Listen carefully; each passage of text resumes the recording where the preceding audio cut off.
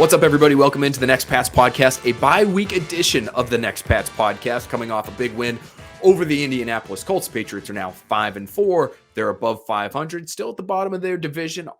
Wild. The AFC East, one of the best divisions in football, maybe the best division in football. When's the last time we were able to say that? But I felt as though bye week, middle of the season, this was a great opportunity for us, if we could make it work, to bring on our friend Dante Scarnecchia, because who has been in more offensive meetings, specifically offensive line meetings, who has led more of those things under the New England Patriots the last 2 decades plus than Dante Scarnecchia, and with so much going on that side of the ball, especially up front, pieces in and out at left guard. You have injuries with David Andrews and Marcus Cannon. How do they survive there? How do they make it work there? Is there a way they can work around the issues the offensive line is having right now? How can they make Mac Jones more comfortable? And is Mac Jones going to be able to overcome some of that discomfort that it looks like he's experiencing in the pocket right now because he's seeing pressure so frequently? All great questions for Dante Scarnecchia. We just got to make sure we can get him on. Can we get him on? Can we get him on? Well, we got him. We got him on, which you probably know by now because you read the headline of this podcast. But be that as it may, we had a phenomenal conversation. He is always so generous with his time. We always have a great time, and we learn a ton being able to pick his brain. So without further ado, let's just jump right into it. I know that's what you're here for. Let's get to our conversation with the great Dante Scarnecchia.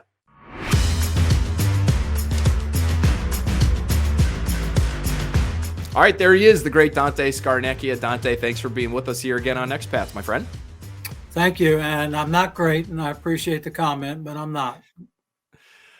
You're very humble, which I think is part of the reason why you are great and why everybody that has worked with you, played for you, considers you great. So we will push right past that, and we'll load up on like interviews with David Andrews and all sorts of other people who love you. And we'll send you some evidence as to maybe why you are great. We'll try to change your mind on that front. How about this Patriots offense, Dante? Let's talk about them. I'm not sure we classify them as great right now. This is why we wanted to have you on. It just feels like there's a lot of different things happening with this group and with that side of the ball in particular right now. And so to have somebody who understands as much as you do and understands, generally how things have operated there for a long time, just wanted to pick your brain on it a little bit. So, what have been your thoughts the last couple of weeks as you've watched this team? I think they were up to 31 plays over the last 2 games where they either were moving backward or they did not gain any yardage at all. So it's been a little tough for them lately. So what has been going through your mind as you've watched them? Well, I think that they have made a concerted effort to find whatever identity they feel offensively best suits the formula that it seems like they've arrived at for winning games, which is number one, playing great defense. They are playing great defense. And the second thing is avoid turnovers at all costs. Don't give the other team any opportunities they don't deserve, because most, it seems like that teams, when they have to go a long way to beat, to score against the Patriot defense, it's hard for them, and especially when they get down in the red zone or low red zone. And so if they can avoid giving them the ball and, with short fields where they can kick field goals or maybe get a score or something like that, they just want to avoid that at all costs, it seems like to me. And so, Bill's always, once he establishes what he thinks the identity of the team is and what their best opportunities for winning are, he's always established that this is what we're going to do, and that's what they've done. It doesn't mean it's going to stay that way. There'll be times where they got to get out there and throw the ball more than maybe they would like to, but at this point, they got 3 guys that are their leading receivers, and Jacoby and Henry, and then of course DeMondre Stevenson, and those are the 3 best receivers, and they get them the ball quite a bit, and they make yards, those guys. So credit to them. And so that's what I think we're watching. And they've had some injuries up front that never helps, but still you got what you got, and you got to make the most of it, and you got to do a hell of a job with it. Is that enough, do you think, in today's NFL, especially to be able to win at the level where they want to win? Or they, maybe they're not even thinking that far ahead right now, but if they just are focused on not turning it over and sort of letting their defense be the engine, do you think that's enough in today's game, Dante? No, I don't, and I don't think they do. I think that, you want to be complete. You want to attack in the run game. You want to attack from the inside all the way to the outside, both sides, and you want to be able to complement that with the run action passes and drop back and empty and do all the things that have been done there for a long period of time. And they're certainly capable of doing all those things. And I think that they will ultimately have to it'll come to that, where they're going to have to rely on making plays in the passing game and using max talents and skills and the skill set of the guys around them. So it's going to end up, you got to have the whole package in order to be successful, because there's not many games that get won 9-3 or 7-6 in this league. And, and they found a way to win over the last 2 weeks. The other thing I would add to them is they're playing really well on special teams. And I think that the kicker is just unbelievable. And what this guy's doing is he's really, really good. And Nick Folk has been absolutely Mr. Consistency for them, and has, helped keep them in games. There's no question about it. You mentioned, Dante, in one of your other answers, that injuries up front never help. David Andrews obviously has missed some time here with a concussion. Knowing him as well as you do, and just understanding how important he is to how that group functions, how much improvement are you expecting when he gets back? I think people are watching this team, and they're watching the run game struggle at times. They're watching the pass protection struggle at times. They're saying, how can this get fixed? Can getting David back into the fold, can that be what changes everything for them? Well, there's no doubt that David's a really good player, and he's the starting center. And I love James Ferentz a lot. I think he's a really, really tough guy and a good player. I think that, David's a captain. He's a leader. He does a great job of communicating to everyone what they need to do and how they need to do it. And when necessary, give help to certain guys that may need help against certain pass rushers. When it's possible to do that, he certainly will do it. So, getting him back in there will help, no doubt. Okay. And then possibly arriving at, hopefully they can get Marcus back in there, and then see what they want to do at guard with Isaiah or Cole Strange, and see where all that goes, But look, when you're a lot better off when you're playing the same 5 guys week in and week out, so that they can develop continuity and consistency in the things that they do and how they do it. And I think, when they get all those guys back in there, hopefully it'll work out the way we all want to see it work out. What have you made of that left guard spot? They've been toggling back and forth between Cole and Isaiah these last couple of weeks. Do you think that there is a better option there, in your opinion? Do you think that maybe they should just let Cole just try to work out whatever he needs to work out? Or, you've been in those meeting rooms, you've been on the sidelines. If there's a player who's just not performing, do you just have to get him out of there, just because, as much as you like to develop a guy, you do have to win the game? And so, there's probably a difficult decision there. But what have you made of how they've handled that position? Well, I think that, I'm a big believer in continuity and keeping the same guys out there as much as you can. The 5 best guys are the guys that, you want out there that can do the job. Now, look at, I think Cole, by all accounts, has at times acquitted himself very well. He's done a lot of good things. He started almost every game this season as a rookie. And so, that's all well and good. And, maybe he has hit a little bit of a tough spot here for him. But whether it's Isaiah or whether it's Cole, I just would like to say, get the same 5 guys in there every week and let them grow. And hopefully they'll develop the same, the continuity that we've already talked about twice, and we'll see how it goes. But, I think the sooner they arrive at it, however they're going to do it, the better off they're all going to be. When they find themselves in a stretch like this that maybe they're going through right now with that group up front, Dante, are there things that the team can do to work around some of the issues that they're having until they get ironed out? Some of the things that they're doing right now, it seems like might be to help the offensive line, right? They're trying to get the screen game going a little bit. It looks like they're trying some of these RPOs these last couple of weeks where the offensive line's basically run blocking, but you're still throwing a pass and trying to get something going through the air that way. Are there things that they can do that you think maybe they should do to try to give the line some time to get that chemistry down, whatever it is, so that they can play the way they need to play down the stretch run here? Yeah, there are. I mean, there's no doubt about that. You can, but the thing that you would like to do is to be able to run the ball effectively enough and throw the ball efficiently enough. And again, not have many mistakes in terms of interceptions or sacks and things like that. They played an awful good Jets defense 2 weeks ago, who proved how good they were and has proved how good they are, with big wins over division opponents in Miami. And then, of course, beating Buffalo. That was phenomenal for them. But that's a good defensive team. And the Colts defense really has, especially up front, they're really solid and physical and all the rest of it. So, but that's bad news. This is the NFL. There's whatever amount of games they have left. They're playing a bunch of good football teams that are coming up, 8 of them in a row, that got good defenses, and they've got good players, and so they're just going to have to rise up to the occasion and try to improve every week and minimize the mistakes.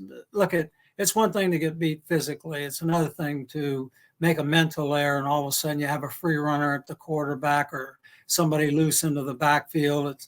It just doesn't go well when things like that happen. So, I suspect that when they get everybody back in there, that hopefully they'll run the ball a little bit more effectively and do a better job of protecting the quarterback, trying to build some confidence in all the people around him. And that's all you can ask for at this point.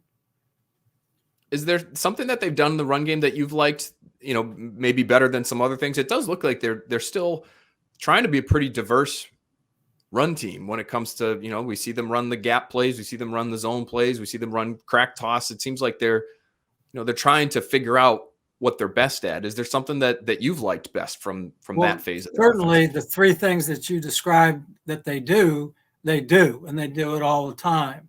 They're a gap run team. Okay. They run the crack sweeps. They run some zones. All right. Zone runs. I've seen them trap more inside than they have in the previous games with the one back trap. And, it just seems like this is what we're going to do, and this is how we're going to do it. And then concentrate on the passing game. I'm a big proponent of the more you do something, the better you get at it. But I like attacking the width and the depth of the whole defense, whether it's the run game relative to width across the board or throwing the ball down the field in terms of depth. So I like mix. I like, all line coaches want to run the ball. Don't get me wrong. I mean, we all want to come out of it with 150 to 200 yards rushing if we can. And that's what you strive for. You run 22 to 24 runs at least a game. You usually have a good chance of winning it, but but to do that, you got to have enough effectiveness where, the guy calling the play says, man, we're going to keep doing this, as opposed to we're not getting anything. So let's do something else.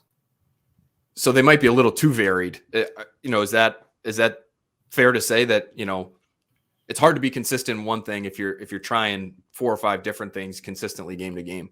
I see them actually. I see it as very simple. I don't think they, like to your point, they run 2 or 3, they run 3 runs basically. And I'm sure there's variations off all that. And then, they have their play actions and run action schemes, and that's all good. And then of course they drop back. I think screens, screens are just part of it. They should be part of any team's offense. we've always been a good screen team. And I like screens because screens protect drop back. Okay. And I think it's really important for your run actions to protect your runs, for your screens to protect your drop back protection systems and things like that. And I think that's what the whole thing's all about, is protecting the things you do well with other things and giving the defense enough mix where they're saying, oh, hell, these guys got an answer for a lot of things. So I think that's what you really need to do. Dante, you worked with Isaiah Wynn, obviously, when you were here, and I remember asking you about him when you were here, and we got the chance to meet with you as a media group, and you always had a lot of positive things to say about Isaiah, about how he worked, about your faith in him to play tackle. There were a lot of questions early on because of his size. I think, can this guy play tackle? What do you think? And you always, again, you're very positive on him. He's had a tough year this year, obviously. He's in and out of the lineup. I think he's leading the league in penalties right now. What do you think's happening there with Isaiah? Is it a mental thing that you think he's just got to try to work through, or what have you seen? I know it's, I'm asking you to get inside somebody's head when you're not with them every day, but what have you seen from Isaiah? And to your point, I'm not with him in any way. We haven't talked or anything like that. I really like this guy, and I just have a great affinity for him because I think he's a tough guy, and I think he's a smart guy, and all the rest of it. The penalties are always a disappointing thing. They're drive stoppers, and whether it's a holding penalty or a false start, lack of concentration penalty, those don't do anyone any good. I think I've heard the number of 8 penalties for the year, whatever it is. But I think that's disappointing. And those things can, you can minimize those things. And, penalties are product of lack of concentration, poor judgment, or lousy technique. If your hat's supposed to go on one side of a guy and you have it on the wrong side, and then all of a sudden, oh man, the guy's in the backfield and you grab him. That's because you use lousy technique. And I'm not saying it's any of those things, but other than that's what causes penalty: lack of concentration, poor judgment, or poor technique. And I think that's all fixable. Okay. And I think that, as a coach, what you do is you don't ever stand for it. You don't stand for it in practice. You don't stand for it in drills. You don't let them build bad habits in any way. And, I think he's a kid that is smart, and that he will, he doesn't want to have penalties, but I think he just has to concentrate on not doing it, doing those things. And because he knows it hurts the team. He's a selfish guy. He knows all that. So he just got to, he's got to get zeroed in and focused in and not allow those things to happen. With Cole, and you mentioned they played 2 really good defenses these last couple of weeks, especially their fronts, really talented. Should Patriots fans be worried about Cole Strange, I guess, is the question, Dante. I think that's what they're wondering right now. Have you seen rookie offensive linemen, hit a wall at some point during their first year because it's such a big change? The responsibilities are so different. The physicality, the position, so different. Is this something that should be concerning for people, or could you see him bouncing back and just taking the reins at that position for the rest of the way? Well, we all watched the first, whatever it was, 9 games, and there were plenty of times where people had a lot of nice things to say about this guy. And, in the last couple of weeks, not as much. Okay. So what's the truth here? This is his 12th game, if you factor in the 3 preseason games and the extended training camp. And then all of a sudden now here we are, 9 games. He's already played a college season. So that has to be taken into consideration. Is he as strong? Has he lost body mass because of the way the season goes? I don't know, because the only time I saw him was last week on Tuesday when we were playing pickleball, and I looked over at him and I met him, and he looks like a nice kid, looks like he's got good size, but this is a tough league, and this is all part of growing up in this league. It's not going to be easy any week. There's no one on the schedule that's lousy. I'm not kidding you. There's great players every week. Some teams have them more than other teams, more than other teams. But, and to your point, the last 2 weeks they've seen some really good defensive linemen. So I'm sure there's a reason why they chose to do some, alternating with Isaiah and Cole, and I'm sure there's a real strong reason for it. But hopefully he will, be the kind of player at times he was in the first 9 games of this year, and finish strong. That's all you can hope for anybody.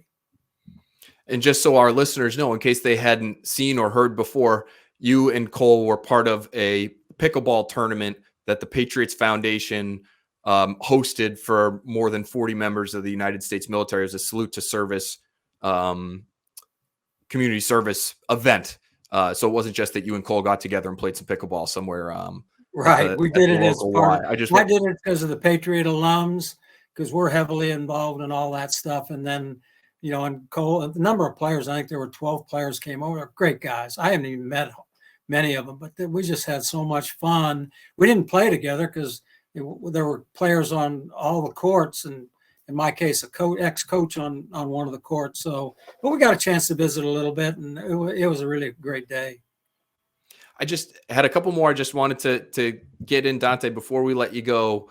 And you mentioned, when it comes to the run game, it feels like they have what they have, and they go to that. They go to it pretty frequently. It might be a little simple right now. There was something that Bill mentioned to us on a conference call the other day because of something that players had said in the locker room after the game against the Colts. Patriots players felt as though some of the Colts defenders knew what the Patriots were running offensively. And, Shaquille Leonard, their linebackers, it sounds like, were able to attack exactly where the Patriots were going to go. And so Bill was asked about it later, and he said, yeah, sure looked that way. That, not only in this game, but in the game before with CJ Mosley playing that linebacker spot, looked like he knew what we were doing. Is that unusual, or how unusual is that in your experience? And is that fixable moving forward? I think that it's not unusual, because we all have to understand this. Those guys are getting paid over on the other side too. And so guys like CJ Mosley and the guy from Indianapolis, they're both middle linebackers, and they study the game, and they study opponents' formations and tendencies out of those formations. And when they see the back behind the quarterback, they say, okay, it could be this, or if he's offset here, it could be this. And they understand all that stuff. So, yes, I think that you're seeing 2 really good players on defense that probably work at the game very hard and study their opponents very hard, and are able to make plays as a result of that. But I think that that's part of, as an offensive coach, where you look at it and say, okay, when we line up in this formation, it can't just always be this. It has to be something else too. And that's protecting the things you do. And I think that that's hugely important, is not only studying your opponents for what they do and how they do it, but also studying ourselves. What tendencies do we show people based on our formationing? A lot of times it can be simple things as somebody in a certain type of stance. There's many instances where, a guard or tackle lighten their stance, and everybody knows it's going to be a pass. And it's the same thing with blitzes. Linebacker starts coming forward before the ball, saying, oh, hell, here he comes, and you pick those things up and you use them to your advantage. Certainly, I saw the plays that they showed on TV yesterday, and it looked like guy knew what was happening. Yeah, I'm sure he did. He walked up, he mugged up, the center tried to block him, he stepped around to the other side, and he made the play. The guy's getting paid too. I'm curious to pick your brain on the bye week, because that's where we are right now. And obviously defensively, it feels like they're in a good spot right now. Maybe they'd like to get out and play another game this weekend because of the way they've been playing. But what are those meetings like for the coaches, Dante? And what do you think Bill is doing specifically this week, where he has a little bit of extra time, no opponent to prepare for right away this weekend. Is he looking at the offense right now and saying, okay, guys, we have to be more varied in the run game, or we have to cut down on this number of down the field pass plays that we have? How do those meetings go? How specific do they drill down into, okay, this is the team we're going to be moving forward here? The bye, lucky for them in some ways, falls right in the middle of the season. So it feels like, from our perspective, a good opportunity for them to just sort of assess where they are and make whatever changes they need to make. But, how realistic is that? How drastic can the changes be with a week to prepare here during the bye? Well, I think that, and I would add one other thing to what you just said in terms of, having a bye week. They're going to come off the bye week and play a team they played 2 weeks ago.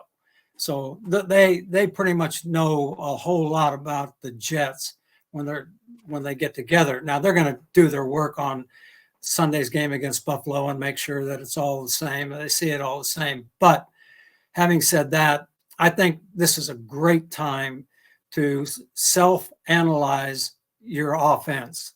All right, to look at what you're doing, how you're doing it, and what you need to get better at in order to make things better going forward. Okay, it isn't all bad.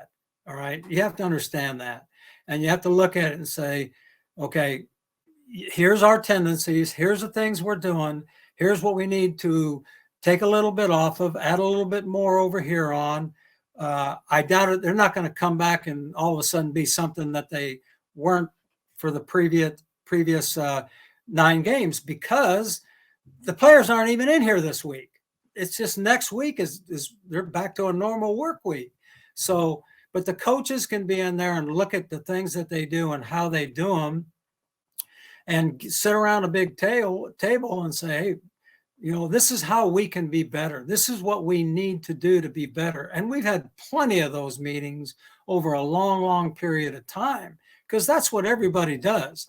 I mean, there's not, I would be shocked if Bill's going to give the coaches a couple of days off, but I think this would be a great day, and tomorrow and maybe even on Friday to take a look at yourselves, see how we do, see how we're doing things, what we can do better, how can we make our offense better. And I suspect that they will take all those steps to improve going forward. They're 5-4 football team.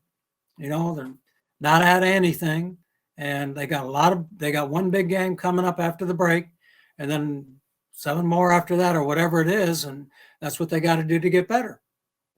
You think Mac can get comfortable enough to be where they would like him to be moving forward here? It does look like, even though he's seeing pressure, there does look like there are times where he's not, and yet he's still kind of feeling it a little bit. Ted Johnson pointed out a play to us. I talked to Matt Castle the other day. He actually pointed out the same play. There was an early sack in that game against the Colts. They both thought he just kind of bailed a little bit early. In your experience, can that be a tough thing for a quarterback to overcome? Yeah, but I don't, I think he's pretty strong in the pocket. And I think he, when he sees an opening that he can get through and, take off out of there, that's fine too. But, we're all connected. And we've said this a million times in the offensive meeting. The line is connected to the wide receivers and the tight ends and the running backs and all the way across the board. If you can block those guys forever, but if no one gets open, it ain't going to matter. Okay. So we count on just doing what we're trying to do up front. And that's to throw those bodies in front of those buses that are trying to, zero in on the quarterback and keep them out of there, keep the quarterback comfortable in the pocket, and trusting the guys around you, trusting the receivers to get open, trusting the backs to pick up their guys in protection, trusting the backs to get out of there on their checkdowns or when free release, like they do with Ramondre a lot. So everybody's connected. And that's the point, that's what teams do, is they understand that connection between one another and say, look, my job's pretty damn important here. And you can be the left guard or the wide receiver or the tight. They're all important. So, we rely on the guy. We demand of ourselves to do it as good as we can do it, and trust the guys around you to do to take the same attitude. And then as a coaching staff, give them a hell of a plan every week and give them a hell of a chance and opportunity to be successful doing the things you want them to do by giving them the looks at practice, coaching them up, and getting them ready to go and be the best players they can be. That's what this week, that's what this season, this week now, and then going forward, and as they start the second half of the season, that's what it's all about. Connectivity matters. It sounds like. Dante Scarnecchia, we are always happy to connect you to our listeners, to our audience. It's been a great conversation. We really appreciate it. Thank you so much. Anytime, Phil. Take care. Stay healthy.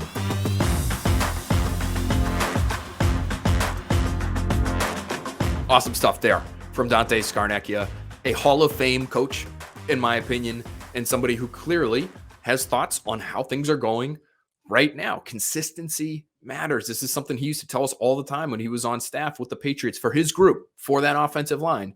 Consistency, chemistry, continuity, those things are important.